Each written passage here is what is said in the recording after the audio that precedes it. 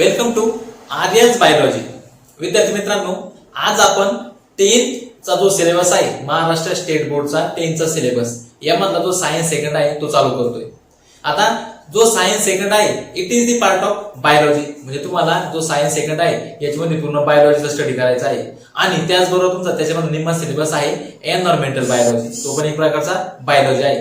तुम्ही जे science सेकंडचे 10 chapter शिकणार आहात त्यापैकी 5 चॅप्टर तुमचे बायोलॉजीच्या अंडर येतात आणि 5 चॅप्टर एन्व्हायरमेंटच्या अंडर येतात आणि दोन्हीसाठी वेटेज सेम आहे। तर आपण नंतर जे काही डिस्ट्रीब्युशन आहे ते बघणार आहोत। त्यामध्ये जो पहिला चॅप्टर आहे it is called as the heredity and evolution. आपला काय पहिला चॅप्टर आहे सायन्स सेकंड मधला। ओके, आता त्यामध्ये आपल्याला हेरिडिटी म्हणजे काय याचा स्टडी करायचा आहे, कशा प्रकारचे जेनेटिक कॅरेक्टर एका जनरेशन मधून दुसऱ्या जनरेशन मध्ये जातात ते बघायचं आहे। त्यासाठी कोणता एक सेलुलर कंपोनंट आहे, कोणता एक सेलचा पार्ट आहे तो फंक्शन करतोय ते आपण बघणार आहे। त्यामध्ये कोणती प्रोसेस घडते ते सुद्धा आपण बघणार आहोत। त्यानंतर जो सेकंड टॉपिक आहे याच्यामधला तो आहे इव्होल्यूशन। मग थोडक्यात काय कशा प्रकारे ऑर्गॅनिझम चेंज होत गेले, simple to complex, unicellular to multicellular, prokaryote to eukaryotic, यासाठी जे काही व्हेरियस एव्हिडन्स आहे कशा प्रकारे इव्होल्यूशन होत गेलं, त्यामध्ये ह्युमन इव्होल्यूशन कसं झालं इत्यादी गोष्टी आपण याच्यामध्ये बघणार आहोत। त्यापैकी आपण जो हेरिडिटी आहे हा काय करणार आज कंप्लीट करणार आहे। त्यापूर्वी सायन्स सेकंड जो तुमचा पहिला चॅप्टर आहे त्याच्यामध्ये तुम्हाला वरती रिकॉल म्हणून येणार 2-3 क्वेश्चन दिलेले आहेत। त्याच्यापैकी जो पहिला क्वेश्चन आहे तिने काय सांगितलं आहे की सेलचा असा कोणता कंपोनंट आहे, सेलचा न्यूक्लियस मधला असा कोणता कंपोनंट आहे की जो जे काही जेनेटिक मटेरियल आहे ते ट्रान्सफर करण्याचं काम करतो, हा तुमचा फर्स्ट क्वेश्चन आहे आणि त्याचा आन्सर आहे क्रोमोझोम। आपल्याला माहित आहे आपल्या प्रत्येक सेलमध्ये किंवा ऑर्गॅनिझमच्या प्रत्येक सेलमध्ये न्यूक्लियस असतो आणि न्यूक्लियसच्या आतमध्ये काय असतात क्रोमोझोम। त्यामुळे पहिला क्वेश्चन आहे त्याचा आन्सर काय क्रोमोझोम। सेकंडरी क्वेश्चन विचारलेला आहे त्याचा असं म्हणणं आहे का जे काही फिजिकल आणि बायोलॉजिकल, फिजिकल आणि मेंटल म्हणतो आपण त्याला, जे कॅरेक्टर आहे एका जनरेशन कडून दुसऱ्या जनरेशन कडे कोण घेऊन जातं किंवा ती जी प्रोसेस आहे त्या प्रोसेसला काय म्हणतात तर त्याचा आन्सर आहे inheritance. Inheritance is the process in which genetic character transfer from parents to next progeny or parents to offspring। हे तुमचं सेकंड क्वेश्चन आहे आन्सर। थर्ड क्वेश्चन विचारला आहे की असा त्याने असं म्हटलं आहे का जो काही डीएनए आहे आपल्याला माहित आहे जो काही क्रोमोझोम आहे हा क्रोमोझोम डीएनए पासून बनलेला आहे। मग हा जो डीएनए आहे या डीएनए चे व्हेरियस कंपोनंट कोणते, डीएनए कसा तयार झाला किंवा जो डीएनए आहे या डीएनए मध्ये ऍक्च्युअल काय असतं असे विचारलं आहे। तर आपल्याला माहित आहे जो काही डीएनए आहे डीएनए चा लॉंग फॉर्म काय डीऑक्सी रायबोन्यूक्लिक ऍसिड आपण त्याला म्हणतो आणि हा एक प्रकारचा काय असतो 3 डिफरंट मॉलिक्युलचा, मग 3 डिफरंट मॉलिक्युल पासून बनलेला न्यूक्लियोटाइड जे आहे न्यूक्लियोटाइडची काय असते चेन असते। ओके, म्हणजे आपल्याला काय बघावं लागणार आहे स्ट्रक्चर ऑफ डीएनए बघायचं आहे, म्हणजेच आपल्याला काय करावं लागणार आहे न्यूक्लियोटाइडचं स्ट्रक्चर बघावं लागणार आहे। मग न्यूक्लियोटाइडचं स्ट्रक्चर कसं असतं, it content phosphoric acid. Okay, जे काही फॉस्फरिक ऍसिड आहे हे फॉस्फरिक ऍसिड नंतर पुढे जो काही रायबोज शुगर आहे डीऑक्सी रायबोज या शुगरला तो काय असतो अटॅच असतो रायबोज शुगर आणि याला पुढे नायट्रोजन बेस अटॅच असतो। आता आपल्याला माहित आहे डीएनए मध्ये 4 प्रकारचे नायट्रोजन बेस असतात। त्यामध्ये जर म्हटलं आपण एक असतो ऍडेनाइन, एक असतो थायमिन, एक असतो सायटोसिन आणि एक असतो ग्वानिन। आपल्याला माहिती a always pair with T आणि सी ऑलवेज पेअर विथ जी आपल्याला माहित आहे। ओके, याच्यामध्ये काय असते पेअरिंग असते। आता जसा डीएनए आहे ओके तसंच काय असतो आरएनए पण असतो। ओके, आता आरएनए आणि डीएनए मध्ये फक्त एकच फरक आहे, याच्यामध्ये पण फॉस्फरिक ऍसिड आहे फक्त डीऑक्सी रायबोज शुगर आहे, त्याच्यामध्ये काय असते रायबोज शुगर असते। आरएनए रायबो म्हटलं इथं डीऑक्सी रायबोज आहे आणि इथं रायबोज आहे, रायबोज शुगर आहे आणि याच्यामध्ये सुद्धा काय असतात नायट्रोजन बेस असतात आणि हे जे नायट्रोजन बेस आहे याच्यामध्ये थोडासा फरक आहे। या ठिकाणी ए असतो पण टी च्या ऐवजी युरेसिल असतो आणि सी आणि जी कशा असतात कॉमन असतात। मग थोडक्यात काय डीएनए आणि आरएनए मध्ये 2 फरक आहे। डीएनए मध्ये डीऑक्सी रायबोज असतो आणि आरएनए मध्ये रायबोज असतो, हा झाला फर्स्ट डिफरन्स।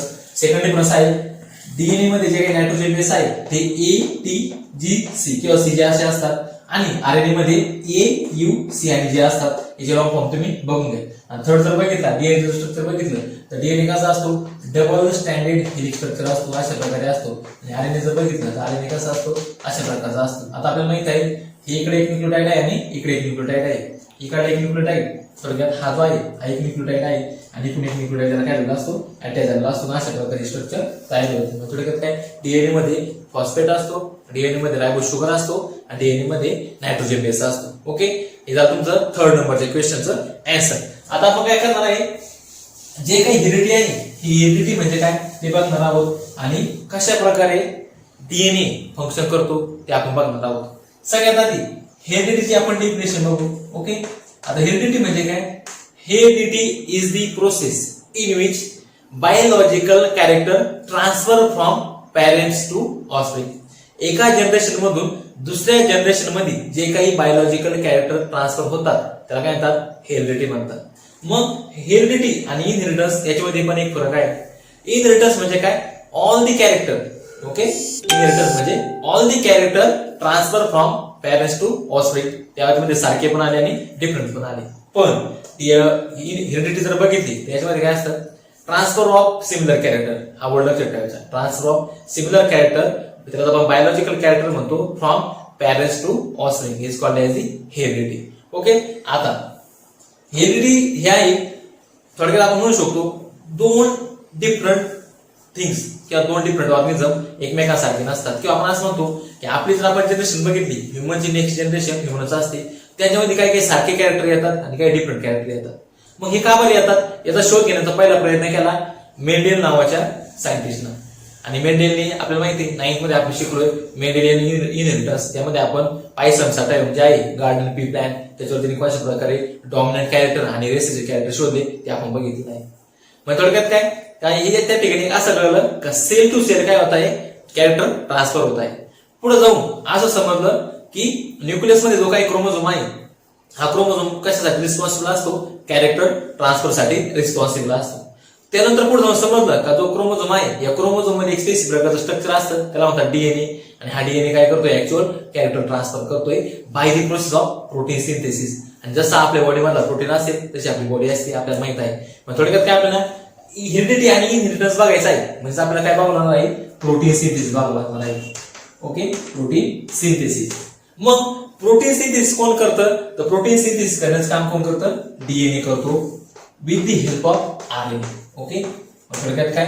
प्रोटीन सिंथेसिस केलं जातं बॉडीमध्ये त्यासाठी डीएनएचा यूज केला जातो आणि डीएनए आरएनए तयार करून प्रोटीन सिंथेसिस करतो. आणि ह्या सगळ्या प्रोसेसला formation of protein by DNA by forming RNA is called as the central dogma. म्हणजे आपल्याला थोडक्यात कशाचा स्टडी करायचा आहे?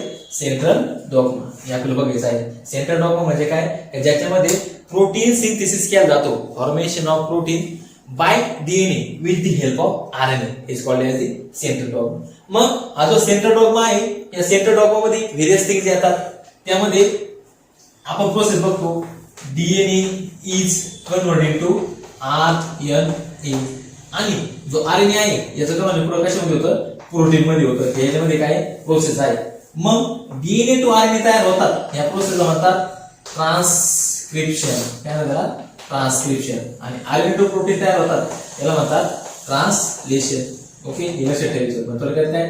Formation of RNA by DNA is called as the transcription and formation of protein by the RNA is called as the translation. म्हणजे आपल्याला काय बघायचंय? सेंट्रल डॉग्मा बघायचा आहे. सेंट्रल डॉग्मा बघायचा आहे म्हणजे आपल्याला ट्रान्सक्रिप्शन प्रोसेस बघायची आहे आणि सेकंड ट्रान्सलेशन प्रोसेस बघायची आहे. आणि थर्ड याच्यामध्ये ट्रान्सलोकेशन नावाची प्रोसेस आहे ती पण दिलेली आहे, ती आपण थोडी त्याच्यामध्ये बघणार आहोत. आय थिंक तुम्हाला सेंट्रल डॉग्मा समजलेला आहे. प्रोटीन कशा प्रकारे डीएनए पासून प्रोटीन तयार होतात आणि विद्युत आरएनए याला सेंट्रल डॉग्मा म्हणतात आपल्याला समजलं आहे. हेरिडिटी तुम्हाला समजलं आहे, इनहेरिटन्स तुम्हाला समजलं आहे. आपण डायरेक्ट पुढे काय करणार आहे? ट्रान्सक्रिप्शन तुमचा पुढला पॉईंट आहे ट्रान्सक्रिप्शन, ट्रान्सलेशन अँड ट्रान्सलोकेशन आपण बघू इन डिटेल. आता आपल्याला माहित आहे आपला जो सेल आहे या सेलमध्ये न्यूक्लियस असतो. दिस इज न्यूक्लियस. न्यूक्लियसच्या आतमध्ये आपल्याला माहिती आहे व्हेरियस क्रोमोझोम असतात. आता मी क्रोमोझोम काढत नाही, त्या क्रोमोझोमच्या इंटरनल स्ट्रक्चर जे आहे ते डीएनए स्ट्रक्चर घेऊ.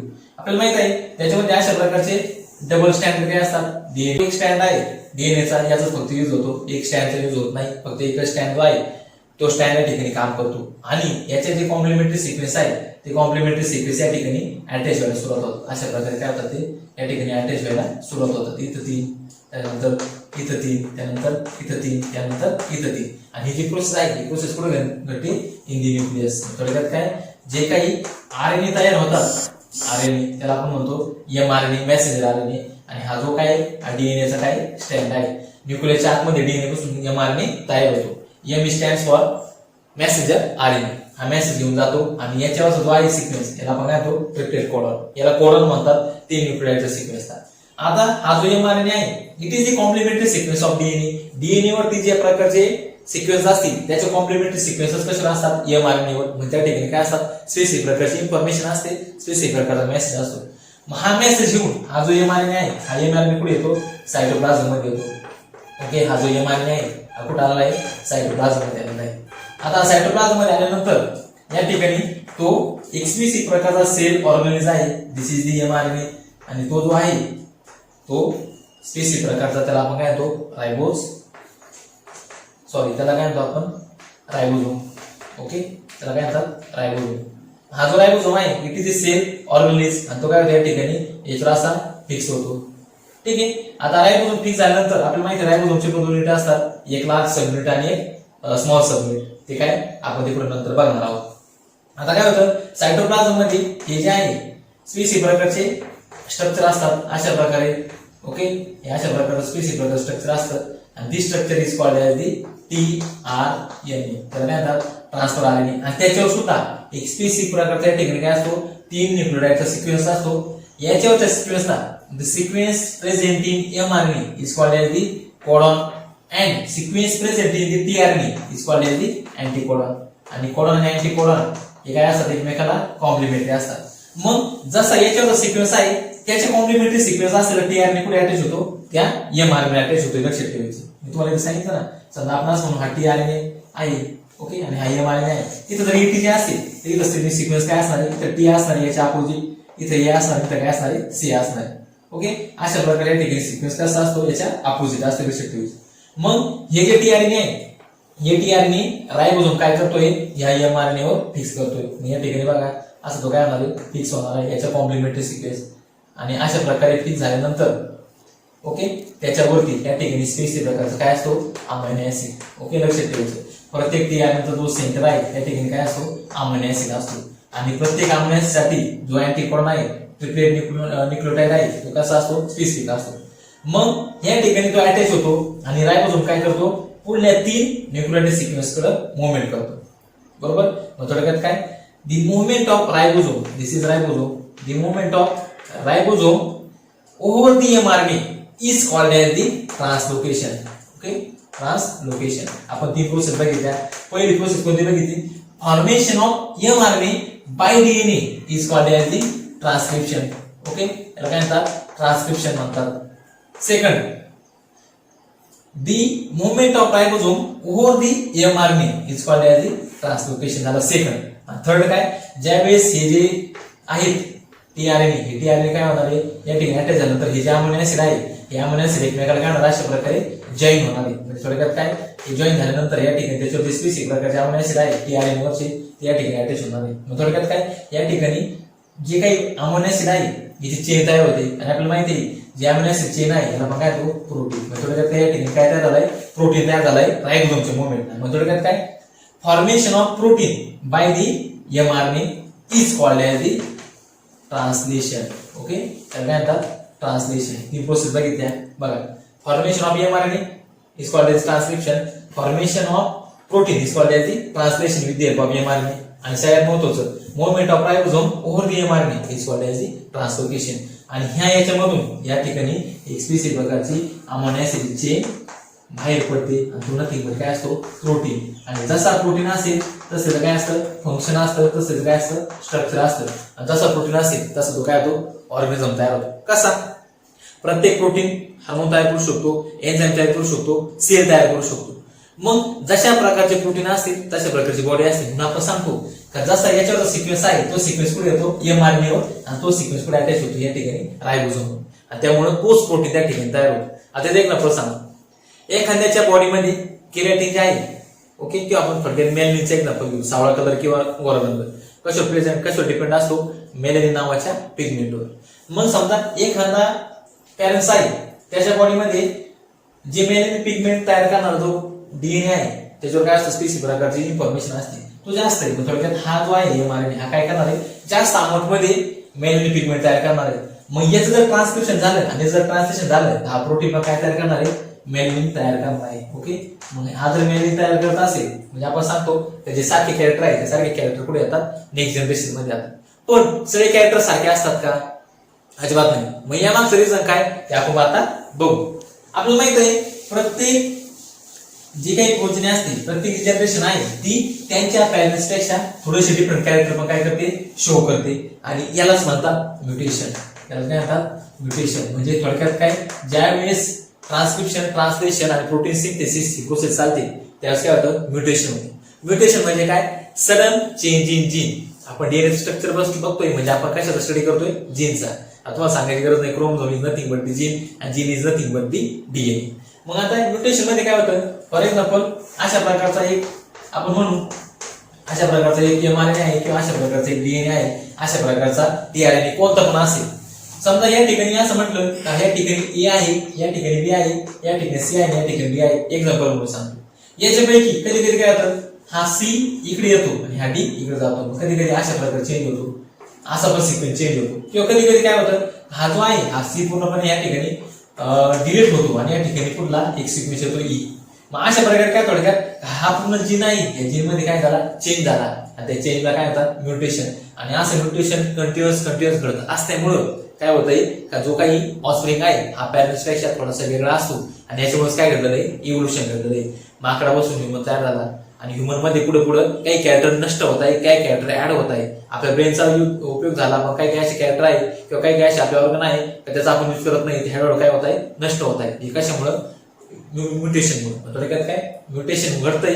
थोडक्यात जे नकोसे जीन आहे, जे नकोसे सिक्वेन्स आहे हळूहळू काय होत आहे, नष्ट होत आहे. थोडक्यात त्याच्यामध्ये चेंज होतोय म्हणून काय होतंय, इव्होल्युशन होते. थोडक्यात काय, ही जी प्रोसेस आहे ही प्रोसेस कशावर डिपेंड आहे, इव्होल्युशन डिपेंड आहे. आता बघा रिकॉल करतो आपण, हेरिडिटी म्हणजे काय ते बघितलं, त्यानंतर आपण इनहेरिटन्स म्हणजे काय ते बघितलं, आपण पुढं सेंट्रल डॉग्मा म्हणजे काय ते बघितलं, डीएनएचं स्ट्रक्चर बघितलं, नंतर ट्रान्सक्रिप्शन आपण बघितलं, ट्रान्सलेशन बघितलं आणि ट्रान्सलोकेशन बघितलं आणि साईड शेवटी आपण काय बघितलं, म्युटेशन. हे सगळे लक्षात ठेवायचे. पुढल्या लेक्चरला आपण पुढे जो टॉपिक आहे इव्होल्युशन तो स्टार्ट करणार आहोत. धन्यवाद.